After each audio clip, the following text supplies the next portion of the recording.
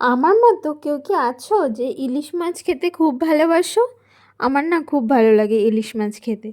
তো আমাদের না ইলিশ মাছ নিয়ে আসা হয়েছিল, তার দুটো মাছের মাথা ছিল। মানে মাছগুলো আমি আগে থেকেই খেয়ে শেষ করে ফেলেছি, এখন শুধু এই দুটো মাথা ছিল, ওটা দিয়ে কি রান্না করব সেটাই ভাবছিলাম। তো ভাবতে ভাবতে মনে পড়লো বাড়িতে একটু পুঁই শাক আছে।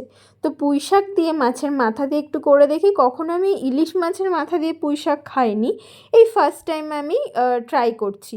তো কেমন হবে জানি না, রান্না করে খেয়ে দেখার পরেই তোমাদেরকে বলতে পারবো।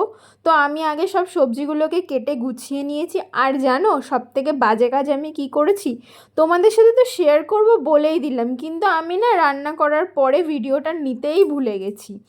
তো রান্না কিভাবে করলাম, কীরকম হয়েছে দেখতে, সেটা আমি তোমাদের সাথে শেয়ার করতে পারলাম না, কারণ আমি এতটাই তাড়াহুড়োর মধ্যে ছিলাম, আমি ভিডিও ক্লিপ সেরকমভাবে নিতে পারিনি। তো যেটুকু পেরেছি সেটুকুই তোমাদের সাথে শেয়ার করলাম, বাট এটুকু বলবো বেশ ভালোই লেগেছে। তোমরা যদি চাও তোমরা একবার ইলিশ মাছ দিয়ে পুঁই শাক ট্রাই করে দেখতে পারো, মানে ইলিশ মাছের মাথা দিয়ে পুঁই শাক, বেশ ভালোই হবে খেতে।